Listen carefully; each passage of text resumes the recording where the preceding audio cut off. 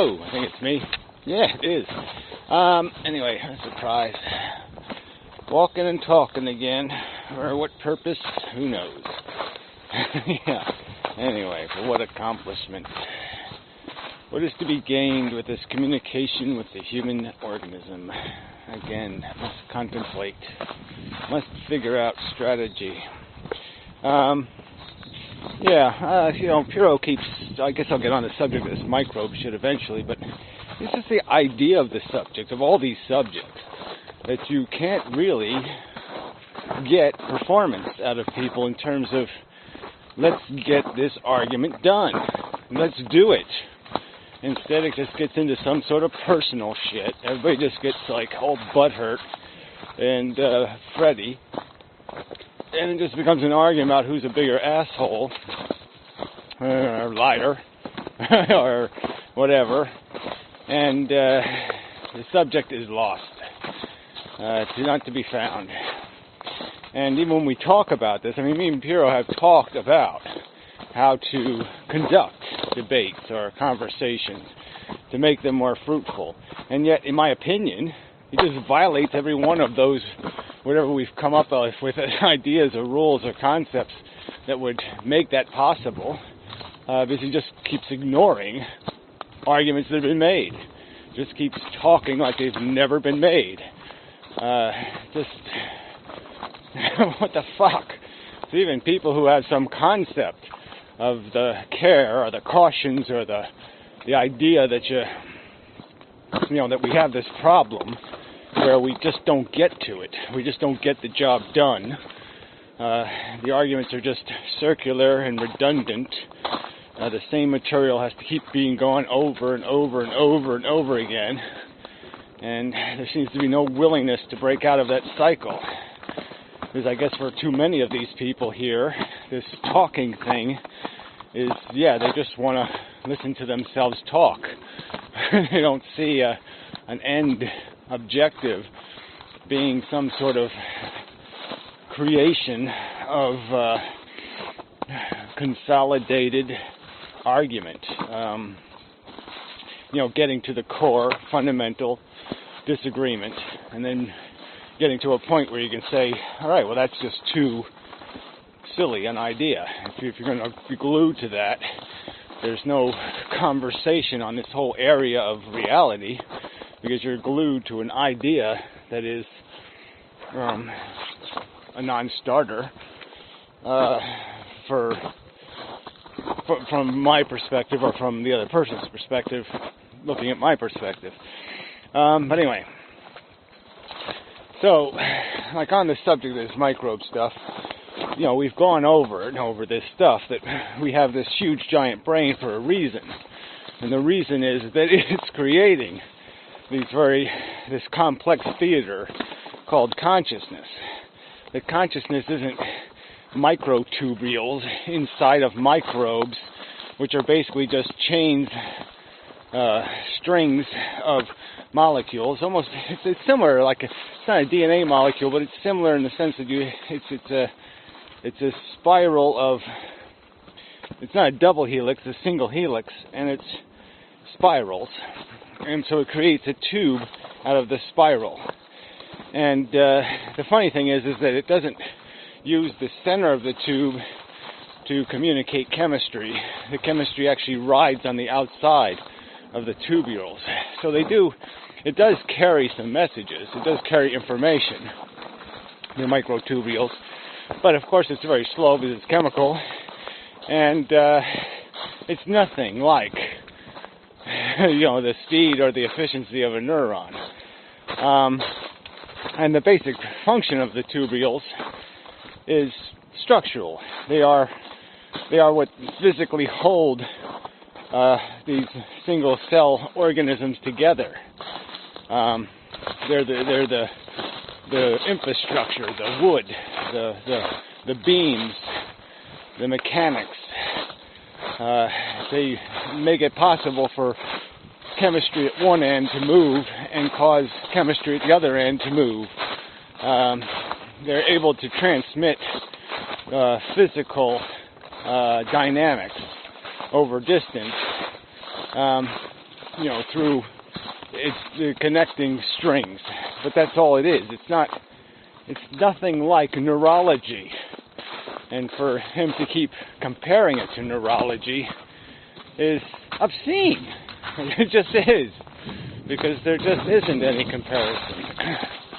If microtubules were capable of doing all this complex computational, holding a lot of information, our bodies would already be taking advantage of it. They wouldn't be making this hugely expensive brain out of neurons if it could make it out of something smaller and, much smaller, incredibly much smaller, and a lot less expensive in terms of the chemistry we need to survive. We'd be a hell of a lot more efficient, in other words. Clearly our consciousness, again, so that's one argument. The second argument is obviously our consciousness is incredibly slow. I mean, we are conscious at this incredibly slow rate of progression through time. That we think a second is a very, very fast thing, when in reality seconds are really, really slow in time scale. When you get to the physics and the chemistry's functioning much quicker, and so our brain is way, way, way behind in terms of perceiving and interacting. And for Piro to think that, a paramecium is doing all the computational stuff we take actual seconds sometimes to perform in microseconds is, again, ludicrous. It discounts the whole, it discounts evolution, and it just cheats. And the argument's also been made to him, another argument, is that because two things are alike, similarly based, and they couldn't have been invented in the same two different ends of the world. You invent, I don't know, some sort of basic piece of structure. The fact that they have some similar appearance would not mean they had similar development, and certainly wouldn't mean they have similar function. I should come up with a better example of this, but plows were invented by different human civilizations, and they went anywhere from a stick to the more elaborate bladed plows. That's not a good example. Think of a better one. It doesn't really matter. The point is that because microtubules are strings and that they can transmit some chemistry, and because there's a whole lot of them inside of a microbe, doesn't mean they're functioning like a neuron, and certainly doesn't mean that they are capable of creating anything that we would call consciousness or motivational feelings. Motivational feelings like thirst or hungry or comfortable or happy or all this complex emotional stuff that we have, we look at it and say, wow, it seems really simple, but it requires a lot of brain work to create, and it certainly creates certain specific hardware that's quite obviously ours can be turned on and off so simply. And so that's another argument that's been made, that obviously consciousness is a high order function, not a combining of low order functions. You don't it's very difficult to segment the consciousness, the elements of your consciousness, and say they have any independence at all. They're certainly quite obviously quite dependent on the integrating funnel that takes all the resources in and makes a consciousness out of it. It's kind of clear that the below my neck body doesn't have a consciousness of its own, and that I'm feeding off of it, or are amplifying it or something else.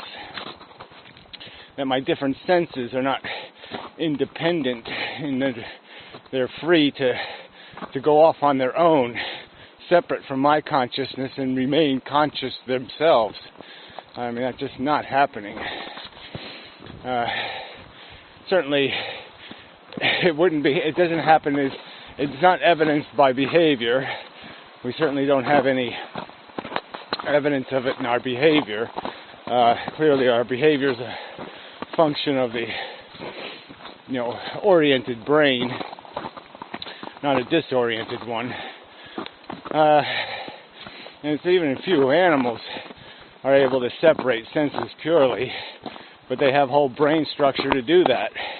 Like, for example, maybe rabbits or something who are, seeing two different worlds with two different eyes, and reacting almost independently of each other. Not that that's ever been proven, really. But anyway, it doesn't matter. It's a whole other side subject. So the point is, there's a whole bunch of argumentation that's been thrown into this. And, what's the point if the counter-arguers are just going to keep saying the same things as if you never did anything to dispute or refute? They're just going to walk over it and pretend it doesn't exist as an argument. And these are almost in themselves, individually, these arguments are decisive, I think. But as a collection of counter-evidence, it's completely overwhelming when you take all of the arguments that can be made to demonstrate the distinction between neurology and microtubules, the distinction between the purely Rube Goldberg-y, cause and effect-y, obvious reflexive responses of microorganisms, and obviously we're still reflexively responding, but the obvious complexity of our reflexive responses, where the world is first interpreted into a feeling, and then we interpret the feeling. So that's why our brain works so slow, is that it's feeding on more than one image of reality, and to produce our behavior.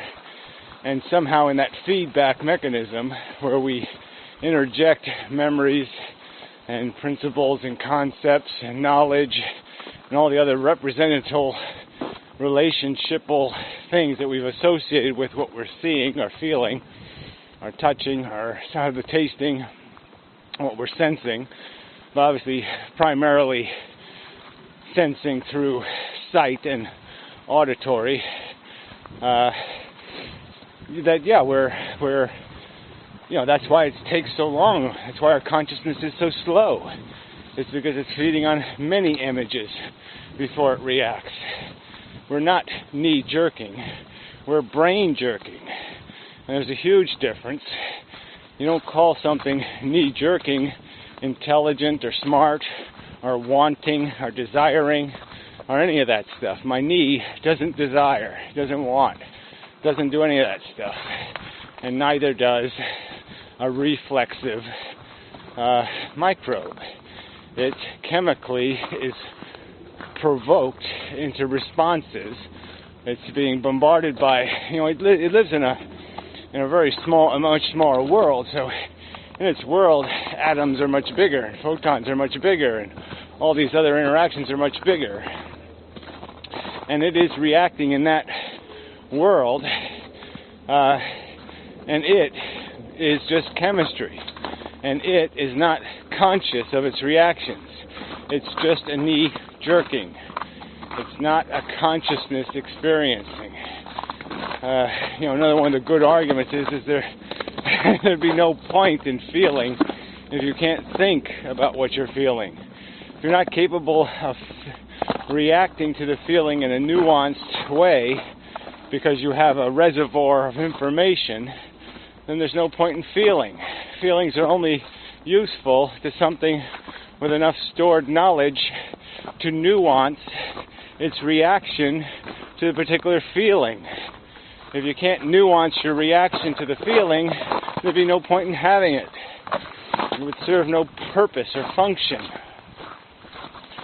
And the fact that we are conscious was likely just a mistake of nature's sloppy design work, that it probably could have done intelligence without invoking torture, without opening the door to pain and suffering.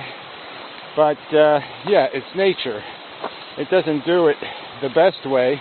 It does it the available way. It does it the way it turns out. That's evolution. It doesn't have a high standard. The standard is it works.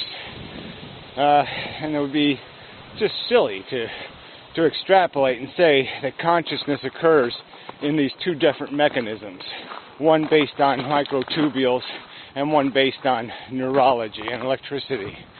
That's just nonsense on its face to draw such an inference. It's just immature thinking, and it's obnoxious that he refuses not only to acknowledge the arguments that have been made, but to just keep stepping on them and stepping over them as if they haven't been made. It's just really revolting. But that's why you need an arena. That's why we need a debate forum where people can't get away with that crap. They can't get away with having no answer when somebody, catastrophically dents their logic. They've got to show how they've got to be able to save their logical theory from the real and honest and fair exposure that has revealed it to be insufficient, inadequate, drivel-like, and such. Anyway, enough of the video. And it's cold. I put my glove on the other. Ow, yeah, cold. Ooh. Anyway, till next time.